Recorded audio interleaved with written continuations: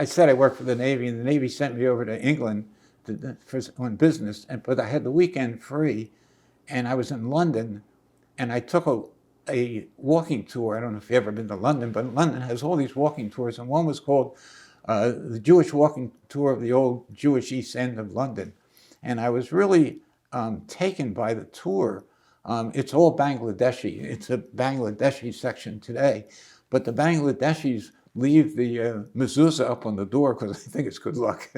I can't remember that from the tour. But I said, this is wonderful. When I get back from Philadelphia, I'm going to take a tour and learn about all this stuff. So I get back to Philadelphia, and I look around, and I poke around, and nobody's doing the tour. I said, well, that's strange, because this is around 5th and South Street in Philly, where the Jews settled in 1882, and it was by 1900, it was almost 100% Jewish. And I said, all right, I'll do this myself.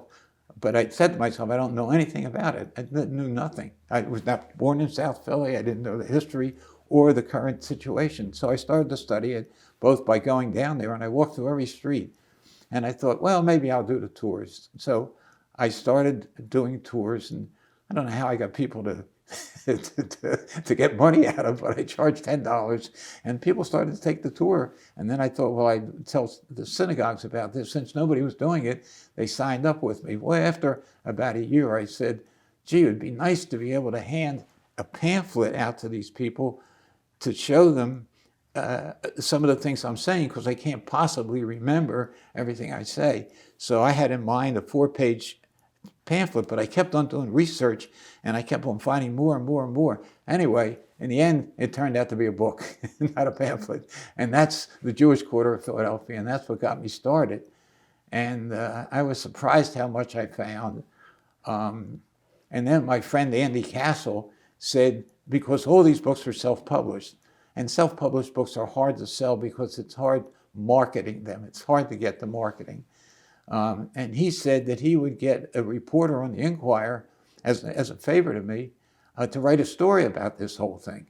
So I said, yeah, sure, I'd love it. That would cost you $25,000. So the Inquirer puts out a whole page spread on this book on the Jewish Quarter. And at the bottom it says, Boonin will be speaking at the YMHA on such and such a night in 1999. So we had a big crowd there. There really was, because of Andy's getting this story in the newspaper.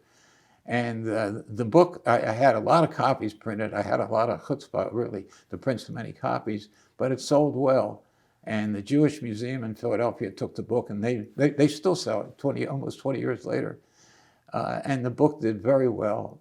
And I sort of became known because of the book.